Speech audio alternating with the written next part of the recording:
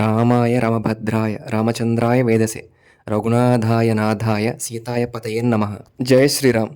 మనం ఎన్ని కళ్యాణం చూసినా కానీ మన సీతారామచంద్ర స్వామి కళ్యాణం కూడా ప్రాముఖ్యత వేరు అన్ని కళ్యాణం కన్నా.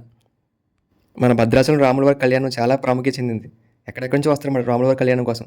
మేము ప్రతి సంవత్సరం కూడా రాముల వారి కళ్యాణానికి వెళ్తామన్నమాట భద్రాచలం కన్ఫామ్గా.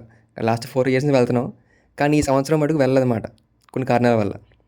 మన జంగారెడ్డిగూడెంలో లాస్ట్ 11 years నుంచి చేస్తున్నమాట సీతారాముల వారి కళ్యాణం చేస్తున్నారు సొంతంగా. కొంత బ్యాచ్ని ఫామ్ అయ్యి కొంతమంది శ్రీరామ వానర సైన్యం పేరుతో శశి గారు ఒక ఆయన ఉంటారన్నమాట. ఆయన స్టార్ట్ చేశారన్నమాట. అందరూ కలిసి ఒక బ్యాచ్ కింద కళ్యాణం జరిపేసాం. ఇది 11th year అన్నమాట.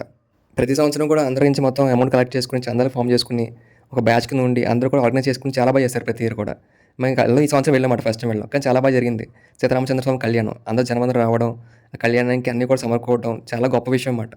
మన సీతారామచంద్ర స్వామి కార్యం అంటే అందరూ మ్యాక్సిమం అందరూ వస్తుంటారు అన్నమాట. ఎవరు కూడా రాకుండా ఉండరు.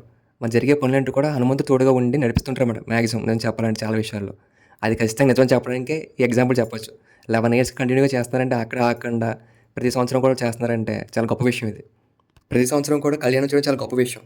కానీ ఈ సంవత్సరం విశిష్టత ఏంటంటే విగ్రహాలు సొంతంగా చేసిన పంచలోహ విగ్రహాలతో చేశారన్నమాట ఈ సంవత్సరం కళ్యాణం అన్నమాట. కుంభకోణం తెప్పించారన్నమాట విగ్రహాలను కూడా. రాముడు, సీత, లక్ష్మణుడు, హనుమంత స్వామి విగ్రహాలను కూడా కుంభకోణం తీసుకొచ్చారు.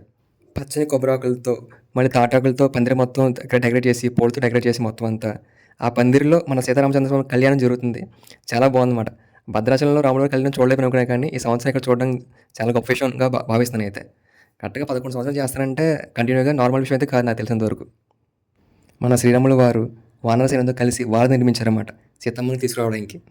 ఎన్ని కష్టాలు వచ్చినా ఎన్ని బాధలు కలిగినా కానీ ఒకరికొకరు తోడుగా నిలబడి ఒకరికొకరు సపోర్ట్ చేసుకుంటూ లైఫ్ మొత్తం లీడ్ చేయాలని చెప్పేదే మన రామాయణం. ఎవరు మనం బాధ పెట్టినా కానీ మనం ఎవరు ఎంత బాధపడినా కానీ ఒకరిని బాధ పెట్టకుండా లైఫ్ లాంగ్ జీవించడం చాలా గొప్ప విషయం అన్నమాట. అలాంటి జీవితానికి నిదర్శనమే రాముడు. ధర్మం అంటే రాముడు, రాముడు అంటే ధర్మం ఎందుకంటారు అనుకుంటున్నారు? ఇందుకే ఆ రాముడు వారి కథ విన్నా కానీ ఆ కథ 10 మంది చెప్పినా కానీ అది చాలా అద్భుతంగానే ఉంటుంది. ప్రతి మనిషిలో కూడా మన రాముడు వారికి ఉన్న క్వాలిటీస్లో అన్నీ కాకపోయినా కొన్నే ఉంటాయి. ఆ క్వాలిటీస్ మనం కాపాడగలిగితే చాలా గొప్ప విషయం అన్నమాట.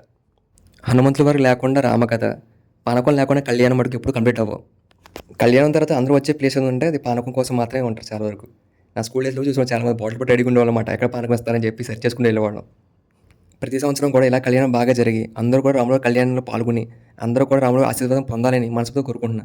ఆ రాముల వారు తోడుంటే మనం ఏమైనా సాధించగలం. మన రాముల వారి కథ ఎంత చెప్పినా ఎంత విన్నా ఇంకా తెలుసుకోవాలి, ఇంకా ఇంకా వినాలనిపించే అంత గొప్పది మన రాముల వారి కథ.